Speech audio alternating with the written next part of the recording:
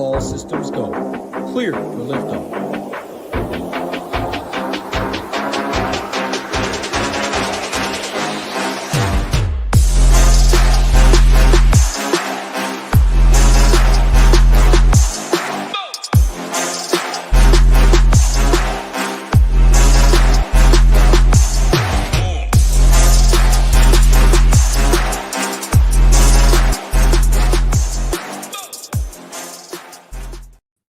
What's going on, everybody? We're back talking some fights. Not the best card. Not going to come on here and lie to you. 11 fights. I just checked weigh-ins as well. Luana Santos missed weight by 3 pounds. Hopefully that fight stays on. 11 fights down to 10 would absolutely be brutal. But hey, I'll never complain about fights on the screen. 7:30 p.m. Eastern at the Apex. 100K up top. Always money be made. Fights on the screen. Violence. Sign me up for that. Marley, any initial thoughts? Obviously, not the best one in my opinion. Next week, though, pay-per-view season, Kobe Covington, Leon, close out the year, then we get a month off. But what are your thoughts? How's your weekend been going, man? Yeah, hopefully this is just a bankroll builder for next week. Hopefully we don't lose, and if we do win, hopefully we turn that into a bigger win next week. But I see Lay the House in the chat. He's crushing it. Just another 20 grand last night. I think like a night or two before that, he had another 20K. Guys on a serious heater. But I'm sure he's going to end up taking all our money in MMA, but we'll see. Wait, what did you win 20K in yesterday? I saw the NBA won a couple days ago. What do you win this time? I think it was Showdown. I'm not sure. No, I think it was NBA as well. I'm not sure. But NBA, it was on my Twitter. I retweeted it. Yeah, I mean, what a heater. Congrats, Lay the House. Ross in here talking about Thug Nasty, Jackie Pepper, Lone Wolf, Ben in here. Appreciate everyone hanging out. As always, like button, subscribe button helps us out a ton. We do still have the promo going, Try20. For the first month, $69 a month. Use that promo code Try20. Get you $20 off to $49 a month. No better time to join. Get MMA this weekend. NBA, of course, Monster Slate today. Ham and Tambo will be on the Mayo Media Network. NFL this weekend, of course. Saw some nice screenshots in the Discord in the NFL streets yesterday. Supposed to be a gross game, 30.5 total. Hey, Zappy put out a little performance. The game was a little better than we thought, but 11 fights. Any initial thoughts, Marley? Grand scheme overview. Touch on the Tim Elliott Sumadarji pricing a little bit. Obviously, short notice, people that'll stand out. But initial thoughts before we go fight by fight. Yeah, I think this is one where I don't want to be checking my winnings until the end of the card because I think all of my core plays are going to be on the main card. You know, the last 3 fights are my favorite of the 3, and one of those is the one. Well, I think the Elliott Sumadarji one is a top 3 fight. But yeah, that one's huge, and I think that it's a great one for DraftKings because we have all that value. DraftKings value that is on Sumadarji at 7,100, but he's only plus 114. He was a huge underdog to Alan Nascimento, so that's why we're getting that, of course. But I think both sides of that fight are super playable. I can't wait to hear your thoughts on that one, especially your DraftKings thoughts, how to get different on this card and everything. But yeah, I think the main fights are the best fights for DraftKings. Yeah, no, definitely good, great breakdown. Again, some short notice fights. We'll touch on that. The Sumadarji 7,100. Tim Elliott, 8,400, the big one. I'll definitely be keeping an eye. We don't have ownership up yet. Everything will be on the site today as always, but I will be keeping a close eye on our ownership over here because I think that's going to dictate how I go in a lot of these fights. We'll talk through it. As always, all the content will be up. Again, Try20. Get you $20 off your first month. Get in the Discord if you do join. First fight on the night. Let me pull it up quick. In the women's division, Rian Amanda Dos Santos taking on Talita Alencar, Amanda minus 162, Alencar plus 142. Looking at the finishing odds, plus 120 for this fight to finish. Dos Santos plus 215. It's Amanda on DK. It's like Amanda Dos Santos. She has a long name. I'll say Amanda. That's what it is on DK, though. She is plus 215 inside the distance. Alencar plus 375. Looking at this fight, too, there was some line movement. Alencar opened minus 145. This line has been out for about 2 weeks now. Right away, Amanda got steam, and ever since, she's got a little money as well. So line has flipped. This fight's slightly favored to go the distance. Low-level women's MMA. 2 women who lost on Contender Series. Alencar wants to get on the mat. One-dimensional grappler. I guess I'll throw it to you right there. Do you think think she can find the sub, or I mean, she gassed out last time too. Just a gross fight. I don't see much ownership. This is a fight I'll be looking at ownership. This fight's not too highly owned cumulative. I'll play it because it's low level women's MMA. I hope to get some domination on one side. I lean the Amanda side. I think Alan Carr, no cardio, nothing on the feet, but I'll probably have more of this fight than I want. Yeah, I think this is one I'm going to try to avoid, but my pick is going to be Amanda. I just think she's the better overall fighter. I like her to have the striking edge. I like her to have the cardio edge. And then I think she's a pretty decent grappler as well, but that's where Alan Carr is just a grappler, really. And if she's going to win this fight, it's going to be on the mat. And her best work is going to come early. As you mentioned, she gassed out in the Contender Series fight. She really slowed down after the first round, and then she ended up getting a takedown in the second round, but then she gassed out. She got 10-8'd in the third, went to a draw, I believe. And I think that same thing is in play here, but I would say that Amanda is a better grappler than the girl she fought on the Contender Series. So I think Amanda is somewhat live to just stuff the takedowns or even beat her to the punch. If she's able to get takedowns, I'm not really worried about Alan Carr off her back. It's only her in dominant positions. But as I'm saying this, I said all this shit about Miesha Tate last weekend, and I really paid for it by not having Miesha Tate. So I'm going to have like the FOMO Alan Carr exposure this week, where I think if she wins, she's going to put up a pretty good score. She's live for a first round, second round submission. And if she does win 2 or 3 rounds, it's going to come with grappling, and she's going to score well. Whereas Amanda, if she wins, I think she wins the second and the third round. And if she does drop the first, I don't think she's going to be able to put up a big enough score. I think if you're using Amanda, it's because there's 11 fights on this card, and that's one way to get different. Amanda will be low owned for sure, but I don't think I'm going to get there with 20 or less. Maybe I get there with 150, like 10, 15% or something like that. But she's my pick to win, but my preferred DraftKings play is just going to be the underdog in this one. Yeah, that all makes sense to me. I'm going to be playing Amanda. I can paint a picture. I think she's going to be low owned. You're confident she's going to be low owned too. Only so many ways to go in 11 fights. Like, we'll get to some of these big dogs. I'm not going to really be getting them in 20 teams. I don't think it's a crazy thing to do, but I'm going to have to be targeting just some lower owned fights relative to the card to get a little different. Of course, leave some money, stuff like that. And Alan Carr gassed. I mean, she was tired after round 1. Like, if she's gassed after round 1, even if she does win it, like, I mean, 10 minutes to put up. I mean, we've seen some big boy scores when people are completely dead. In the second round, they get 60 significant strikes, and the ref lets them die out there and has them in DK too. So I can get behind Amanda, and I think she's better. I agree with you on Alan Carr as well. Like, if she wins, it's probably submission, or somehow she's just a way better wrestler, or she can stay safe on top, which I don't really see happening. She's definitely a good grappler, though. I don't know. I have more interest in the Amanda side as well. And I think Alan Carr ownership, I don't know. I think both are probably pretty low owned. No, to be honest, if you guys are listening to this right now, you can probably tell I don't have a strong lean. What the heck's going to go on in this fight, or who's going to win in this one? All I do know is there's 11 fights. I think it's going to be low owned, so I'm going to be playing it. Plus 120 inside the distance. And I think the fight plays out on the mat a lot. So let's get to the next fight on the card. A lot better fights to talk about than that one. Not even sure how it's in the UFC. What's going on, Assassin? Sean in here.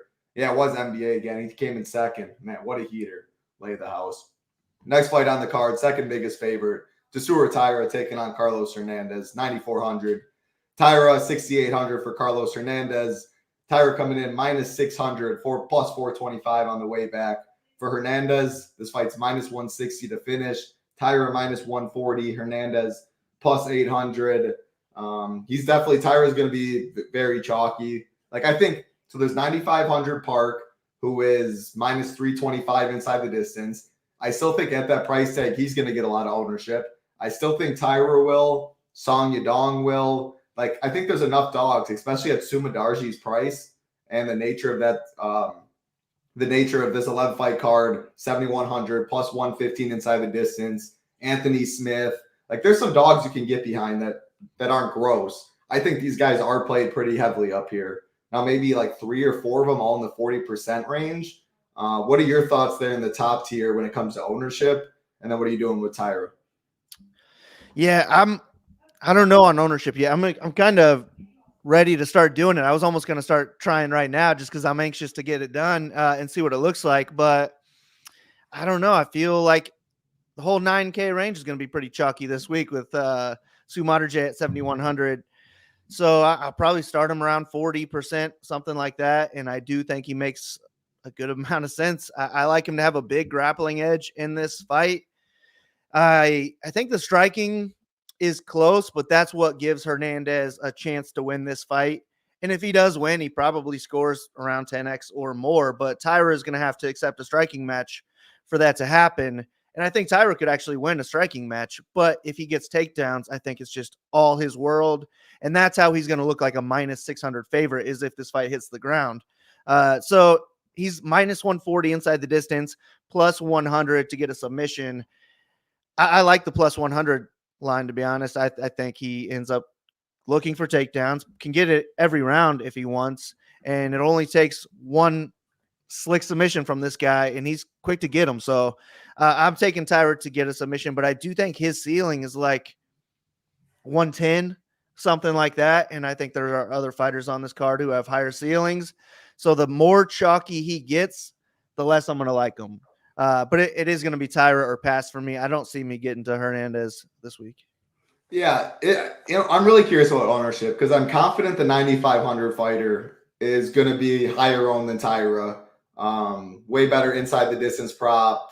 Better, like Tyra, if you look at his 4 UFC fights, he just doesn't throw volume. He's what you want. He's a takedown artist.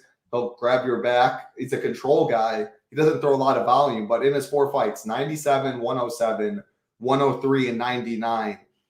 Like 107 might not even be enough to be on the optimal. So if people are box score watching a little bit, like the inside the distance prop compared to the $100, way worse. Song Yadong, 5-round main event.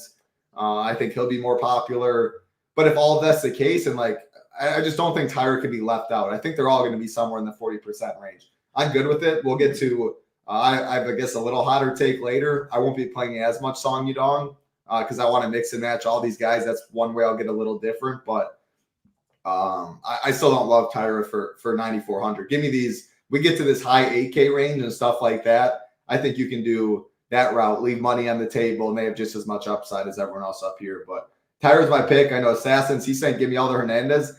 What are your thoughts for betting this fight? Obviously, you're never laying minus 600. The line does feel a little wide to me, though, because if Tyra doesn't get the takedowns, like Hernandez is scrappy. He'll fight for your money. Tyra's still young. Like he really, I don't know. I mean, I was higher on him coming into the UFC and all this stuff. He's going to get beat at some point, I think. Hernandez probably not the guy, but what are your thoughts on this line? Yeah, if I definitely wouldn't. Yeah, I'd say dog or pass if I was going to bet the money line. But I think if this fight happens 100 times, Tyra gets a submission more than half of them. So plus 100 by sub is the way I like it. So about right. Makes sense. Let's keep it rolling. Yep, Sean just talked about that. I mentioned pre-show, heading right into this fight. The only weight miss I've seen so far. Luana Santos taking on Stephanie Egger. 8,600 is Santos. 7,600 is Stephanie Egger. Looking at the odds, minus 150. Santos plus 130 for Egger. This fight is plus 100 to finish. Santos plus 195. Egger plus 350. And again, always fightodds.io is what I'm looking at. Always price shop every sport if you're betting, especially MMA. Tons of different lines out there. But I'll throw it to you right away in this one. I guess we just found out about the weight miss, or at least I did. I don't think you knew coming into the show. Does that change any of your thoughts, and what were your initial thoughts? I don't know. I mean, I never know what to make of a weight miss. Yeah. I feel like on one hand, it could be an injury, which is not good for Santos. But on the other end, I think it helps with the wrestling, offensive and defensive, really. So maybe that's good for her against somebody like Egger here. But Santos does have a judo background, same as Egger. So maybe she could just beat Edgar to the punch and have success on the ground. We've seen Egger get submitted a couple times already. So maybe Santos is in play for submission. But I think Santos' biggest edge is going to be on the feet in this one. If Egger can't get takedowns, Santos is just going to beat her on the feet. And she really pieced up, who was it? Juliana Miller in her last fight. I don't see banger. That. Yeah, I mean, Miller just went bit. Yeah, Miller just made that bit down and made that fight fun. That was dope. She scored 116 without a knockdown in that fight too, which is impressive. Yeah. I don't really see that happening here, but I think Edgar is definitely live to go out there and get takedowns in the first, the second round. Maybe she can get a submission in those rounds. That's what she's been doing in her wins so far. She's averaging almost 108 DraftKings points in her UFC wins. And I think that's her plan in every single fight. Go out there, get takedowns, try and get the back and get a rear naked choke if she can. And if she gets that, she's going to score 90 plus points in a win. So I really like Edgar at $7,600. She's going to be my preferred play in this one. I'm going to pick her to win, actually. But on the other end, I don't feel super confident about it. And I think Santos could win the fight by any method. And I also think Santos will be the one that'll be low owned. And I think Edgar will come with some ownership. So you could probably talk me into some Santos. Santos and Amanda are really similar to this on the slate for me, where I want to get away from both of them. Neither one of them will be in my single entry. I'm going to try to fade them with my 20 or less type of lineups. But if I'm making 150 and I'm trying to get different, I think those are two fighters we can do that with. I mean, like I've been messing around with stuff, trying to cross stuff off. Like I ended up with 4 fades. But man, there's only 11 fights. That's why I always say 12 is the magic number. Like more than half of the people fighting are going to be on the optimal you expect. 6 winners, 11 fights. Like it's really hard to cross off too many. This fight, I kind of was with you because my initial thoughts, especially seeing this weight miss, I'm with you where, like, did she just not, like, she knew she wasn't going to make weight, but why cut the extra 2 pounds, come up a pound short and kill yourself that way? Like, sometimes I like seeing 3 pounds miss if I'm trying to back the fighter more than 1 pound sometimes. Still so much guesswork. So much variance in that and thinking when you really have no clue. So I'm not looking at that too much.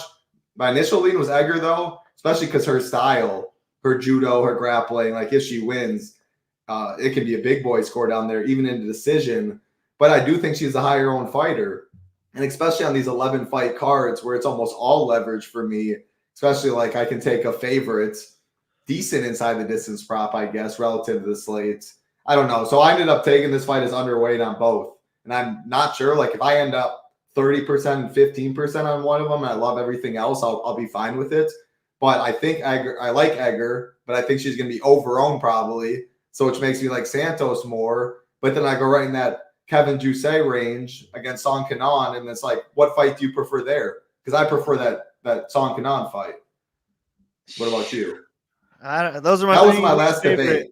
That was my last debate. I was going to underweight one fight and go the other. The props slightly lean the other. I mean, obviously the power.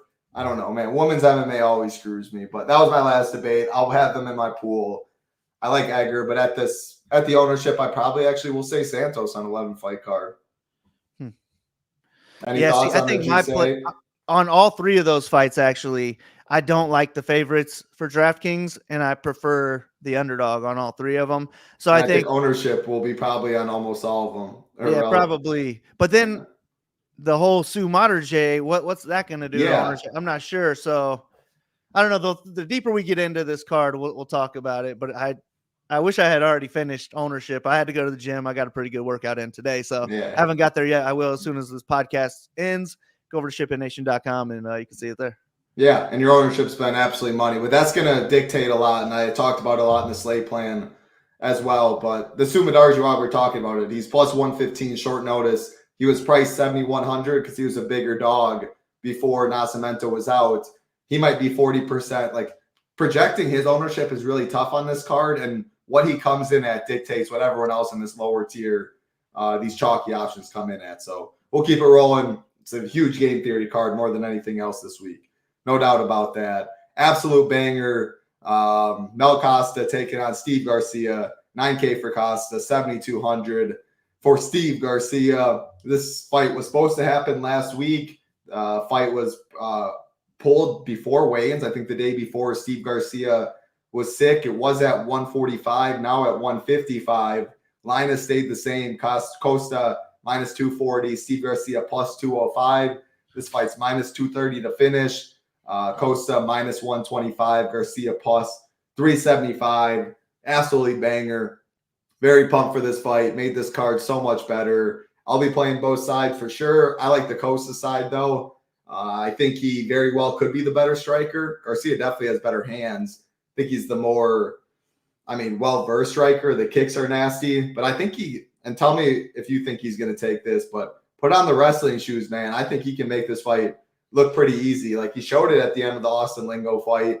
He showed it in some other fights. His striking's good, but if it's on the feet, it's going to be a war, and Garcia's live to put up a big boy. I think Costa can mix in takedowns, though, knock him out as well. I love him. And that 9K price tag, like Song Yadong's 200 more, probably more popular. The Tyras of the world up there might even be more popular, pretty similar. I like Costa a lot in this upper tier. What do you like? Yeah, I think Costa could be the one that gets squeezed in the 9K range. So the metrics definitely make me like him. Minus 135 to win inside the distance. I do think he's the better fighter anywhere this fight goes. It's mostly his kicks versus Garcia's punches. As you mentioned, I think really if Garcia is going to win this fight, it's probably a knockout. He does have power. He'll swing some haze. But I don't really see him winning the minutes on the feet because I think Costa will just be a higher volume, harder to hit, way more tools in his striking toolbox. And I also think he's going to be the better wrestler as well. So I like Costa to go out there and win 30-27. And if that's the case, it's going to be hard to score more than he needs for the 9K price tag. So my thoughts on how the fight's going to play out, I would rather get those chalkier plays. But if he is going to get squeezed, I'm definitely fine going with some Costa as an overweight type of play. And for me, it is mostly Costa or pass, but I do think Garcia has like slate breaking first round knockout upside. So I don't see me getting there with my single entry, but I'm fine getting like 15% in my 150, something like that. But yeah, Costa, man, he could be like 20% owned, and the lower I put it, the more I like him. I'd be surprised. I think he's still probably like 35, 40, something like that. And then you not like him. Again, you bet better ownership. If that's the case, I definitely won't like him. Yeah. The only I was hesitant to even say that because you've been better ownership, and I don't want the bias there. But from everything like I've been looking at, lineups I've been building with the price, and just knowing your thought process. Like if he's 20, you're saying you like him. At 40, you absolutely hate him though, or 35, like you'd rather go to those chalky options. I think that's probably where you're going to be at. But I'm curious to see what numbers you get it at. Yeah, I think there's lots of ways to pay up this week, so you could be right. Just all of those guys in the 9K range could be around 40% or something. I'm not sure. I haven't built any lineups. I don't even have a shell placed yet, so I have no idea what they're going to look like. Yeah, I think a lot of it is like because he's in that $500 discount from Park we're about to talk about, $400 from Tyra, $200 from like there's enough of a discount with still good props with a great fight environment. What's going on, Lone Wolf? Assassin's in here. I think I already said hi to you. What's going on? Big Drig's in here as well. Yeah, great fight. I'll definitely like the Steve's side too. I think he's not like with Sumadarji, this price tag, and with some other good dogs.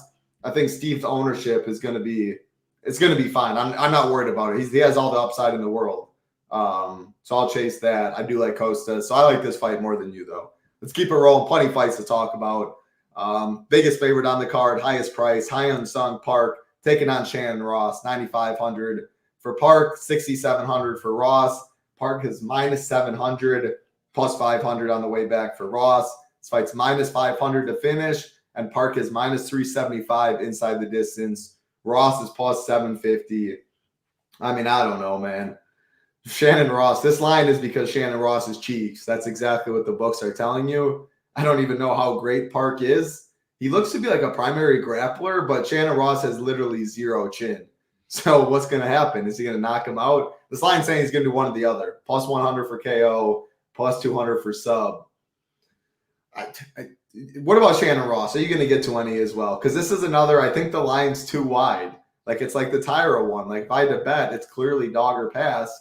Getting there in 20 teams or less, though, like that's why I'd rather go with the Amanda side. I'd rather go the Santos over Egger side. Like I'd rather go to the Jusei sides over Song Kanon. The less chalky sides of that rather than play Hernandez or Shannon Ross and hope they win. So I guess that's my approach. I don't think you're crazy at all going the other way, though. 11 fight card. It's game theory more than anything this week. So what do you see? Yeah, I'm not really trying to get to Ross. I think that he would be in play as a live dog if this fight goes the distance. He just wins the striking match, takes it 29-28 on the cards, scores 65 points. Does 65 get it done at 6,700? I don't know. But I don't really see any real ceiling for Ross. I think that's how he wins, just keeping this fight standing, and he's the higher output striker, and he wins that way. Park, but he has no chin. That's the big issue. Like if he gets hit one time, that could be all it takes. So Park is definitely in play for a knockout for that reason, but Park is not a knockout striker. He's not even a very good striker. If you told me this was a 15-minute striking match, we turned off knockouts like the video game, then give me Ross to win that.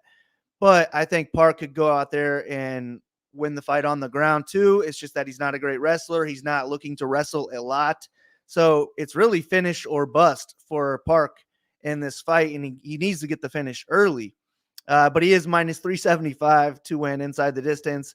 That's like 79%. Usually I try to match like my exposure number to stuff like that, but I don't want 79% Park on this card. I do think he's going to be chalk, probably the highest owned fighter on the card, maybe him or Yudong, I would think. But yeah, I mean, the metrics make me want to jam him in. But if he waits around to get that knockout or takedown, then I think he's off the optimal lineup. Just too many guys up there can compete with his score. So the higher his exposure he's like Tara. The higher his exposure is, the less I think I want. And I think we can get away from it. But on the other side, I really just don't have any interest in Ross. So it's Parker pass, it's Tyra or pass, it's one or the other or pass. I don't know what I'm going to do with those guys, but I like them on paper. But I think I'll probably prefer the main event when we get there. Yeah, I prefer this one over the main event. Like the props are so good. I do have hesitations as well. Like that's why I like Costa there, like the high 8K range. Even I don't know, like I'm talking the Santos fight, like against Edgar, Jusei at 8,500. Like these guys are going to be pretty low owned. I think that's kind of where I'm going to be. Like I think Park very well could be the highest owned fighter right here, 50%. Like his props are so good. Song Yadong, I mean you can pick some holes. Like the ceiling is a little concerning, and I think people might see that 300 just lock in the 100 plus or something. I knew Sheets would be on Shannon Ross. You get leverage off the most popular fighter at a very low-owned fighter. Totally makes sense. He's at Solstice. Thing about it is I actually picked Dustin Solstice to win. I didn't nearly have enough. I didn't have any in 20 or below because of the nature of the card. I didn't like the upside. But I actually liked him to win. I mean, he was also plus 195. Ross is plus 500, so a little different there. But we're about to get in that fight. Sheets talking about Song Kanan. Yeah, I'll be having some Park. I don't love it. I like Costa more, I think. And I won't get to Ross, but I totally understand it for sure. Game theory, 11 fight card, all the leverage in the world. Next fight on the card, Sheets is wondering ownership. Again, it's not up right now. If you have any thoughts on it, you can touch on it. But Kevin Jusei taking on Song Kanan, 8,500. Jusei, 7,700 for Song Kanan. Looking at the odds, minus 155 is Jusei, plus 135 for Kanan. Minus 150 for the fight to finish. Jusei plus 160, Song Kanan plus 250. So my take on it, Sheets, is I think Song Kanan will probably be higher owned than Jusei. And just for that reason alone, 8,500 Jusei plus 160 inside the distance prop. Fight expected to finish. That's what I kept coming back to. I compared this fight a lot to the Edgar fight. And man, Song Kanan has power. He can bink him. So I think that's fine. And I think Jusei, maybe wrestling upside. I mean, Kiefer Crosby's no good. But at least we saw when he did get it to the mat, it was over quickly. There's a lot of unknowns. I'll be looking at your ownership for sure on this, Marley. But I think ownership relatively low, especially Jusei's side. And I'll probably be playing some, even though it's dog or pass for me. Like, I think the line's a little interesting, but that's the game we're playing this week. What do you got, Marley? Yeah, I think this is a close one on the feet. And if you told me we're getting a 15-minute striking match, I probably slightly favor Song there, and that would make it Song or pass on DraftKings. I also think Song is more likely to get a knockout. But I think Jusei does have the takedown and grappling upside, so I'm picking him to win for that reason, but I really just don't love his upside unless he gets a finish on the ground. I kind of think it's finish or bust for both sides to have any chance at 90-plus points. Song needs a knockout. Jusei probably needs submission. He could get a knockout too. I mean, he's a huge dude for the division, but I just wasn't super impressed with his striking. The most impressed I was when he got that quick submission in his last fight. But before that, I picked him to lose that fight because I was so unimpressed with his regional scene. So I definitely get the song love. I think the line is definitely dog or pass. But if Sheets saying he's coming highly owned in other places, I definitely think he'll be the third or fourth highest owned underdog on the card. And the more owned he is, the less I'm going to like him, because if he does go out there, wins a split decision, he might score 55 points or something like that. And will that even matter? Like, I doubt it. So this is a fight I don't want much exposure to, but I think both sides are in play for the finishing upside. I want much less of Giuseppe than I do of the song side. But if he is chalky, I'm fine just fading both sides and hoping that Giuseppe comes out here and wins the split. Yeah, like if this fight's high owned, there's no chance I want. Like I can see so many pass. How I wrote it up is like Sankanon at the price. The line feels disrespectful. Good win equity for the price. Has power. And on the Juice side, like the inside of this is props solid. I just didn't think he really could be owned. Like I think Sankanon has to be owned. That $800 difference, Juice's naturally going to be what, 20% maybe or something, which is relatively low owned on this 11 fight card. And if that's the case, I'll be on the Juice side. But it's ownership. Ownership always matters in MMA and all sports, especially in a sport like MMA. And the less fights, the more important it even means. So the Sumadarji one's the biggest one. Like Sankanon's ownership, if Sumadarji's 45% or 35%, that's going to change what Sankanon comes at for sure. And it's going to be hard to project what Sumadarji comes in at, but we'll get there when we do. A couple fights. No, we still got 5 fights left on the card. Jungyoung Park taking on Andre Muniz, 8,800 for Park, 7,400 for Muniz. Talking one of the most popular underdogs. I think Andre Muniz will be that. This fight's minus 200 to finish. Park plus 125. Muniz plus 235 inside the distance. Throw it to you right away. Do you agree Muniz will be one of the most popular underdogs? How do you see this fight going down? No, I actually don't think Muniz will be too. I think he'll be right there in the Keenan Song type range, like fourth highest, fifth. I don't know, third to fifth highest, something like that. But I do like Muniz, especially if I'm right about him possibly going overlooked. I think it's submission or bust for Muniz to win this fight. If he can't get takedowns, I think Park is just going to chew him up on the feet and then really put up a pace that Muniz can't keep up with, probably get a late TKO at some point. Park also a pretty good wrestler too, so if he just uses that in defense, then you would think easy win for Park here. But I think the most dangerous part of this fight is if one takedown happens on the ground and you're a Park better, you're going to be puckered that whole time until he gets back up to the feet, because I think Muniz could lock him up in a submission, in 10 seconds or something like that. So I am picking Muniz to get a submission. Plus 300, I thought just looked like a good number on the betting line. I think that's worth a stab. But on DraftKings, if he does get a submission, we probably need it to come early. He's not going to have a whole lot of striking or many takedowns leading up to it. But I'm picking him to get a first or second round submission, and that will score well. If he doesn't get a first or second round submission, I think Park's going to win the fight, and it just comes down to how much can he do leading up to his finish, or can he even score enough in a decision? I would think a decision he wouldn't, because he's probably not looking to take Muniz down. And is he going to be hesitant on the feet because he's worried about the takedown? I'm just not too sure. So I think I'll be underweight to the Park side, but I do like both sides of this fight for GPPs. I'll probably be like, I don't know, 25% Park and then 35% Muniz, something like that. Yeah, I mean, we see it the same way. I'm just on the other side. I think he will use his defensive wrestling. He will break Muniz and eventually finish it. Totally could just take one takedown. Like Andre Muniz is that guy on the mat. Broke Jacare's arm. I mean, last 3 fights, Sean V, Park could score pretty well, high volume. Last 3 fights, he scored over 100. Second round.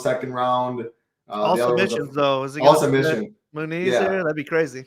Well, I mean, I just think like we said the same thing with Brendan Allen, and Allen's way better grappler. I'm not saying Park's gonna, but I think a lot of it would be just like he just broke Muniz. Like Paul Craig just broke Muniz. He had nothing left. I think it would be Park can stuff the takedowns, pressure, pace. Yeah. He rips to the body. I mean, he's a junkyard dog.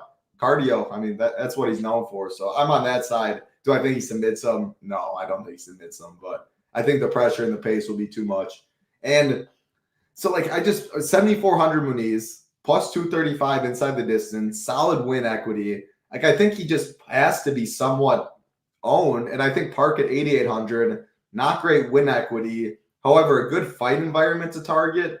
So I think he's going to come in fairly owned, somewhere in the 30s, maybe low 30s. I just think compared to Muniz, it's going to be pretty good. I like Park. I'll definitely be playing a good amount of Park. Not the best win equity for the price, but I think the upside is most definitely there. I'll have some Muniz. Yeah, get one takedown. He could end it in the first round and then definitely be optimal, but I prefer the Park side. Let's keep it rolling again. Appreciate everyone hanging out. Like button helps us out a ton. Hit that subscribe button as well. Doing shows every single day. NBA show on the Mayo Media Network in about 2 hours. Monster slate today. A lot of money to be made this weekend. Head over to SHIPITNation.com if you want to give us a try. Use that promo code TRY20. Get you $20 off your first month. $69 down to $49. Get in the Discord if you do join as well. 4 fights left. Next fight on the card, Nazareth Hack Press taking on Jamie Malarkey. Hack Press 8,700. Malarkey 7,500. This fight is favored to go the distance. It's plus 155 to finish. Nazareth minus 185. Malarkey plus 160. Plus 220 to finish is Nazareth. Plus 525 is Jamie. Trouble speaking words right now. I'm just throwing it right to you. Nazareth going to be low owned. Malarkey probably pretty low owned too. What do you see in this one? Yeah, I'm going to pick Hack Press to go out there and pretty much keep this fight on the feet, be the better striker, landing more volume. Just much faster striker with more ways to win the fight on the feet. But if that's the case, $8,700 is just going to be too much for me to want to pay for somebody to win a striking-based decision. I think he's more in play for his TKO upside, and his ITD line is plus 220, plus 275 on other books. I would just rather pay up for other people. So I think Hack Press is going to be a fade for me. I am picking him to win, though, so I also don't really like Malarkey. But if Malarkey wins this fight, he's got power on the feet. He could win a knockout. I think it would be more likely that he goes out there and he mixes in takedowns and he probably wins 2 rounds, maybe even all 3 rounds if he does mix in takedowns. And if he does get the win, I think he's scoring over 10x, and he probably has a higher ceiling than Hack Press does in a decision win too. So my preferred DraftKings play will be Malarkey in this one, but overall, just a fight that I'm more so looking to get away from. Couldn't have said it better. All right. I shouldn't say that. We don't know what the result will be. I agree. I couldn't have said it better because my thoughts are the same. I'm picking Nazareth by decision. He's going to keep it on the feet, though. Like, he landed 172 significant strikes last fight and scored 99. I just can't get behind that. Jamie Malarkey, averages over 2 takedowns per 15. If he does win, I think it is because him mixing in the wrestling, takedown, some control time. Maybe he does bink him. He has 10 knockouts. Like, he does have some power. Play with some small gloves, some talented fighters. So I don't think it's crazy if Malarkey did bank him. It's just at this price, the upside. And if Malarkey wins and scores 75, that could be enough. It's not enough for Nazareth at 8,700. So, yeah, easy dogger pass on the DraftKings. I would pick Nazareth over my pick is Nazareth by decision, though. I do think he does probably sub takedowns. If he does get taken down, maybe get up and just wins 15 minutes of striking with some volume. But not much interest in DFS. Jamie is fine, though. The big fight on the card, Tim Elliott, Sumadarji, 8,400 for Tim Elliott, 7,100 for Sumadarji. Again, usually 8,400 means 7,800. 7,100 means 9,100. Late notice, Nascimento was out. He was 9,100. In steps Tim Elliott. The odds are shorter. Sumadarji's price doesn't change. It was 7,100. Remains 7,100, even though he's a very small underdog. Elliott minus 136 roughly. Sumadarji plus 116. This fight is minus 170 to finish. Only a couple books have those finishing odds out. I do not see Sumadarji or Tim Elliott's own inside the distance prop, but the fight expected to finish. Tim Elliott stepping in short notice, but we know what he likes to do. Put on them wrestling shoes. Sumadarji is going to be popular. if he wins, pretty much any win at 7,100 feels good. It's not for sure though. Like we could see a Steve Garza, we could see a couple of these dogs I think win, and even a Sumadarji 70 point, not guaranteed be optimal. I would sign up for it though. Tim Elliott, good leverage off of Sumadarji, but what are your thoughts on Tim Elliott's ownership is what I'm really curious about, because everyone's going to know about the leverage, but he also has the style and a solid price. So it's going to be the highest owned fight on the card. Cumulative ownership, I think. Do you agree with that? And then break everything down about this. Yeah, probably. Yeah, you would think that you'd get Elliott at low ownership, but I think he'll be fairly owned too. It's going to be like the metrics people who don't really watch fights. They're just going off of all the Vegas stuff. They're going to be loading up on Sumadarji. How do you say his name? I say Sumadarji. I think Sumadarji, that's right. I just whenever I look at it, it throws me off. Sumadarji. They'll be on him, and then the people who are watching film are going to be on Tim Elliott. Sumadarji has the best value on the card. He's a cash game lock at 7,100 plus 114 on the money line. And if this is a striking match, he's going to smoke Elliott on the feet, and he probably knocks him out at some point. He could put up high volume. He could really even drown Tim Elliott in strikes because Elliott is taking this fight on short notice. He has been known to gas in the past. And if Elliott's going out there wrestling heavily like he should in the first round, if he fails at his submission attempts, maybe it's Sumadarji, whatever his name is, in the second or third. Sumadarji. Yeah, any win from Sumadarji puts up probably over 10x, and he has 100-point upside. So it's really hard to get away from that ownership. And if I'm making 150, like the projection's going to be pretty high, I'm going to get a lot of them. However, with my 20 or less, I'm going to try and get away from that Sumadarji and go to my Eggers or my Munizes. We got a couple others, or one other to talk about as well. I think there are ways to get away from him, but I also on the other side, I probably want Tim Elliott in those lineups because Tim Elliott's only $8,400. He has a clear grappling wrestling edge in this fight. All of Sumadarji's losses are by submission.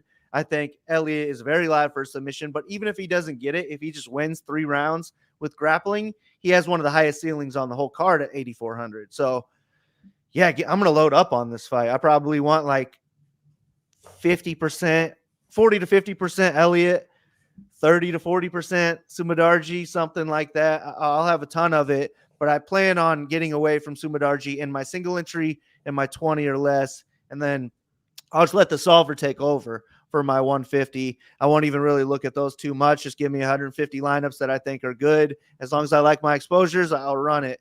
But that's what I plan on doing with this fight. But give me Elliott by submission.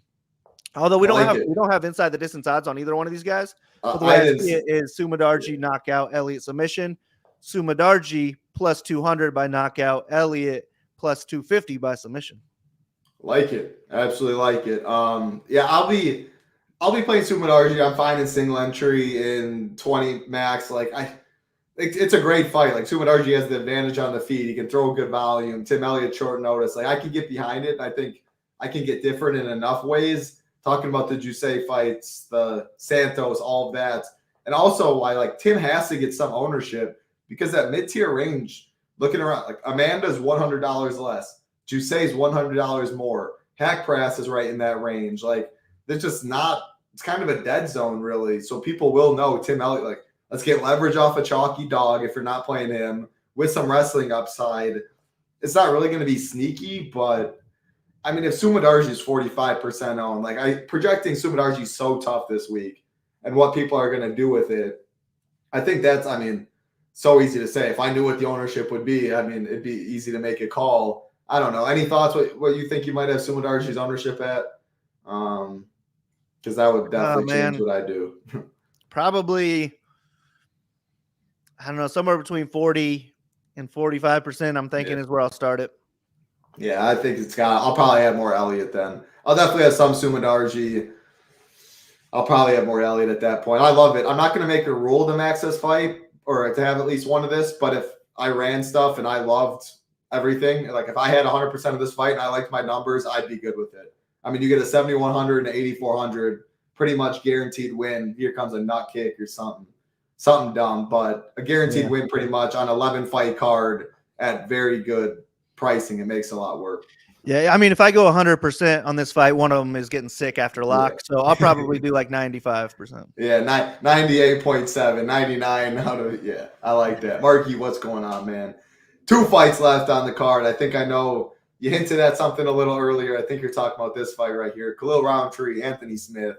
8,900 for Roundtree, 7,300 for Anthony Smith. Minus 190 is Roundtree, plus 165 on the way back is Smith, plus minus 350 for this fight to finish. Second most likely on the card. Roundtree minus 135, Smith plus 250. So, I mean, this line opened Anthony Smith minus, what was it, minus 220, minus 250, and immediately it just got flipped. I don't know if they clicked the wrong name. Someone got fired, intern, whatever it may be. Immediately got flipped, though, and the line's sitting about – it got a little buyback. Anthony Smith got some buy after it flipped, but I don't know. I'm looking at it striker grappler. Anthony Smith, he's good on the feet, but I don't think he really wants to hang out at range with Roundtree. I think his leg would be kicked off. But on the mat, Roundtree don't want it on the mat either. So how do you see it going? Yeah, I'm on the Smith side of this one. I think that I mean, Roundtree's super dangerous, and if there is a first-round knockout, it's probably Roundtree. Roundtree is minus 135 inside the distance. Got to have the same TKO line because that's how he would win inside the distance. I mean, that's all solid, but at what is he on DraftKings? He's freaking 8,900. He's going to need a knockout. First round, probably. Maybe second round's okay, as long as he's got the knockdown as well. But if we're turning knockouts off and we have a 15-minute striking match, I'd slightly favor Roundtree there, but it's close. And if you're giving me this line, I'm definitely taking Smith in a 15-minute striking match at plus 170. But yeah, maybe I line Roundtree, I don't know, 60%, something like that in that scenario. But if this fight hits the ground, I mean, Smith's going to win it 80, 90% of the time. So I think the line is off. I'm on the Anthony Smith side. If Smith wins, he almost always puts up a big score. He's got more knockouts than Roundtree as well, probably. Way more experience, but he's got a ton of submissions, and I think he can absolutely dominate this fight. If he does go out there, fight smart, land a takedown early, I don't think Roundtree will have any answers on the ground. He'll just have to hang out with Smith on his back until the next round, or I think he gets submitted. But either way, if Smith wins, he's putting up a big score. If Roundtree wins, he's going to need the KO. I'm going to be overweight to Smith. Probably underweight to Roundtree, but I do want Roundtree exposure because, I mean, it wouldn't shock me at all to see him go in there and just spark Smith in 50 seconds and absolutely break the slate. Yeah, that was my lean earlier in the week, too. I wanted Smith. I kept trying to do it. What I kept coming back to is the leg kicks, man. The durability just in general with Anthony Smith, 10 KO losses, definitely on the decline of his career. He's, 56 pro fight or something like that. It's absolutely insane. But those leg kicks, man, he just can't check them. And I think Roundtree, it might only take a couple early, and then the takedowns are harder. It is a small cage, so I think I always favor the grappler a little more in the smaller octagons. Make shooting for takedowns easier, grabbing your opponents. I am worried about that leg, though. It's still dog or pass at this money line. I think Smith, both guys I think are going to get some ownership, but for being the second most likely fight to finish, again, I'm really curious to see where you got ownership on this whole card. This card more than ever, really. It's definitely tough. But I think I expected it to be higher owned than I think it'll come in at. Because 8,900 Roundtree, there's still other good people in his range. Costa's right there. There's Song Yadong for 300 more. The big studs up top. Anthony Smith's 7,300. And if there wasn't Sumadarji, I think he'd be pretty popular. And I still do think he is. But there's still like multiple guys down there with Sumadarji right in that range for cheaper. I think it keeps it in check a little bit. I'll have both sides. I think Roundtree knocks him out at some point, mainly the leg kick. But you're talking DFS.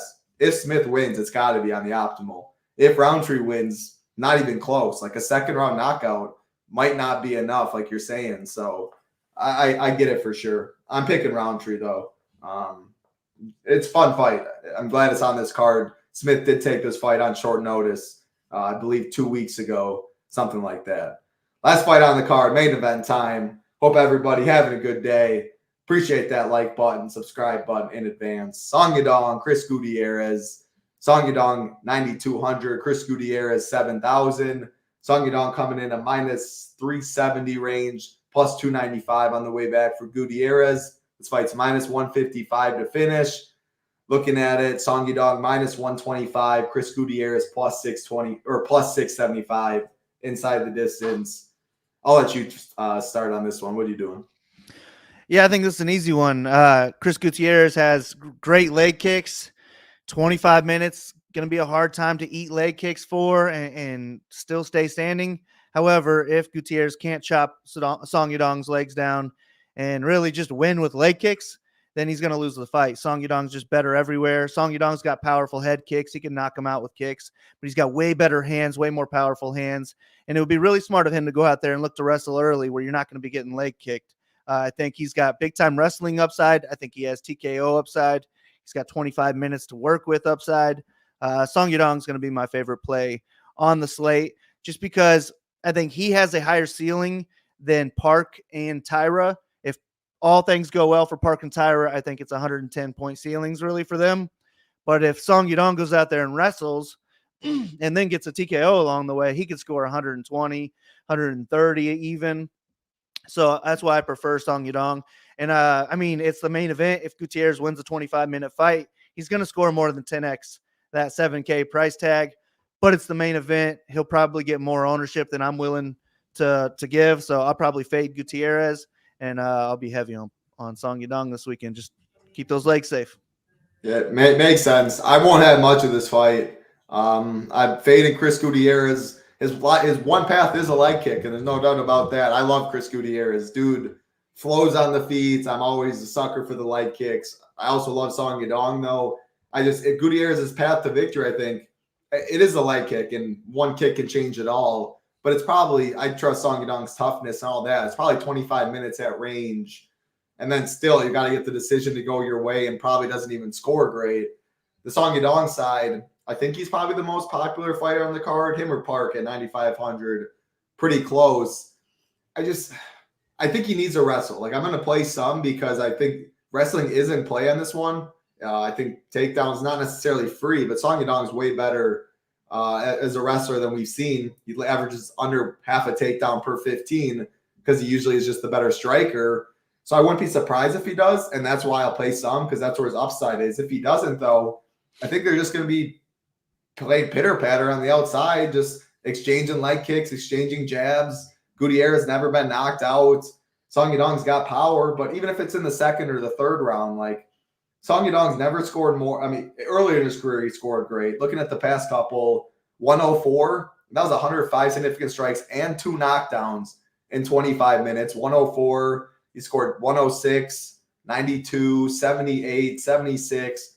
Like, he definitely has upside, no doubt about that. I just think he has to wrestle to really get there, which is why I'll have some, but I don't know. I think it definitely could just be Song Yadong doing what he usually does. He does piece him up on the feet. I expect him to have a game plan for the leg kick.